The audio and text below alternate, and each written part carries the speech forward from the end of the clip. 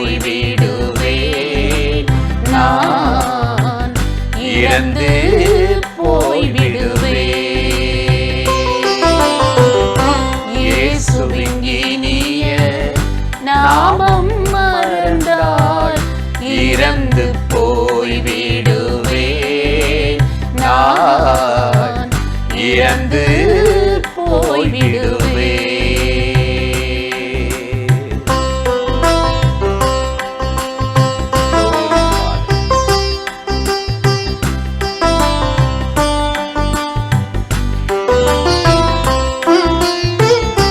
நாதரின் நாமம் உரைக்காதிருந்தால் நாம் அழிந்திடுவே. நாதனின் நாமம் உரைக்காதிருந்தால் நாம் அழிந்திடுவே. தேவாவுமது பாதையை மறந்தாள் கால்கள் தளர்ந்திடுமே. எனக்கு கால்கள் தளர்ந்திடுமே. இயேசுவின் இனிய நாமம் மறந்தால் இறந்து போய்விடுவேன், நான் இறந்து போய்விடுவேன்.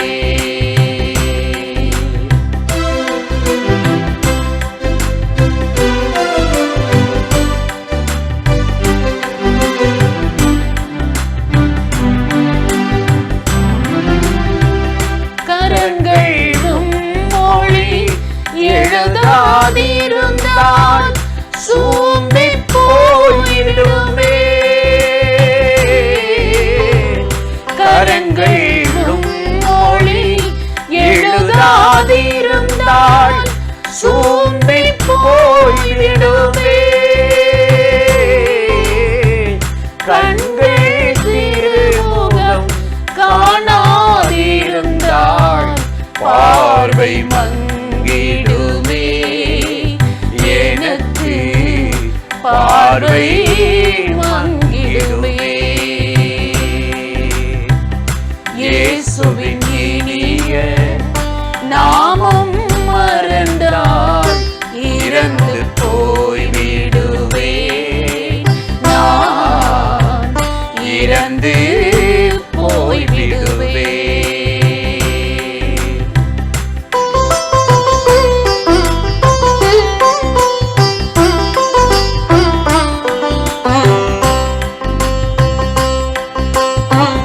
சிந்தனை சொல் செயல்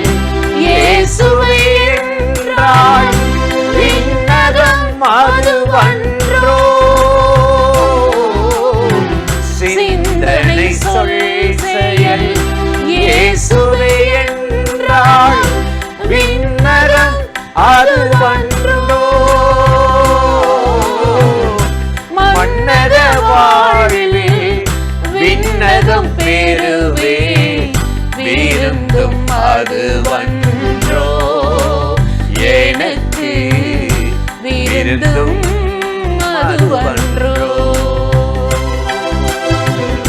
இயேசுவின் இனிய நாமம் மறந்தால் இறந்து போய்விடுவேன், நான் இறந்து போய்விடுவேன். இயேசுவின் இனிய நாமம் மறந்தால் இறந்து போய்விடுவேன், நான் இறந்து போய்விடுவேன். பிரியமானவர்களே, ஆண்டவராகிய இயேசுவின் நாமத்தினாலே இந்த காலை நேரத்தில் இயேசுவை தினம் பார்ப்போம் என்ற இந்த நிகழ்ச்சியின் மூலமாக உங்களை சந்திப்பதில் மிகுந்த மகிழ்ச்சி அடைகிறேன். கர்த்தர் நல்லவர். இந்த நாளையும் உங்களை கட்டாயம் ஆசிர்வதித்து கிருபையால் நிரப்பி நடத்துவார். இன்றைக்கும் ஒரு வசனத்தை நான் உங்களுக்கு ஞாபகப்படுத்தி சில காரியத்தை சொல்லி ஜெபிப்பது நல்லது என்று உணர்ந்தேன். 1 சாமுவேல் 12:21 நாம் பார்க்கும் பொழுது, சாமுவேல் இஸ்ரவேல் ஜனங்களுக்கு ஒரு ஆலோசனை, ஒரு எச்சரிப்பு கொடுக்கிறார். என்ன ஆலோசனை, என்ன எச்சரிப்புன்னு பார்த்தீங்கன்னா, விலகி போகாதிருங்கள் என்று சார். என்னையா விலகி போகாதிருங்கன்னா, தேவனை விட்டு விலகாதீங்க. அவர் விலக மாட்டார். நான் உன்னை விட்டு விலகுவதும் இல்லை, உன்னை கைவிடுது. ஆனால் நீங்கள் விலகிடுவீங்க, மறந்துடுவீங்க அப்படின்னு ஆண்டவர் சொல்கிறார். மனுஷனுடைய பழக்கம் இன்னைக்கு கொஞ்சம் எல்லாம் ஒழுங்காக நடந்துச்சு, வசதி வாய்ப்பு இருந்துச்சு, பணம் இருந்துச்சுன்னா விலகிடுவாங்க, மறந்துடுவாங்க. ஆனால் கர்த்தர் அப்படி இல்லை.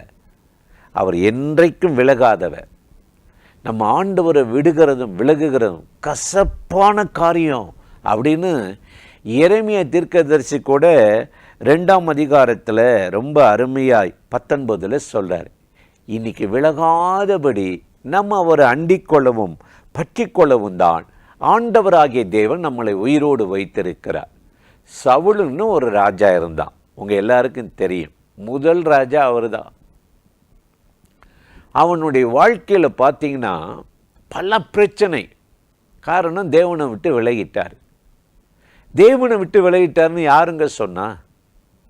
அவனே சொல்கிறான், வேற யாரும் சொல்லலை. 1 சாமுவேல் 18:12 பார்த்தீர்கள் என்றால், கர்த்தர் தன்னை விட்டு விலகி தாவீதோடு இருக்கிறான் என்று சவுல் கண்டு அவனுக்கு மிகவும் பயந்தாராம். தன்னை விட்டு விலகிட்டார், ஆனால் தாவீதோடு இருக்கிறாரே, அவன் மேலே காயமாக அறப்பட்டு எரிச்சல் அடைந்து ரொம்ப ரொம்ப கஷ்டப்பட்டு போயிட்டான். பார்த்தீங்களா, கர்த்தரை விட்டு விலகுறது அவ்வளோதான். கடைசனுடைய நிலைமை உங்களுக்கு தெரியும். சிம்சோனுடைய வாழ்க்கை அதான். அவன் அப்படித்தான், கர்த்தரை பகைத்தான், அந்த ரகசியத்தை போய் தெளிலாள்கிட்ட சொல்கிறான், பலத்தை இழந்தான்.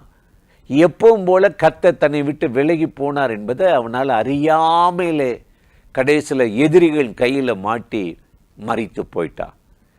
இன்றைக்கு நம்முடைய வாழ்க்கை எப்படி இருக்குது?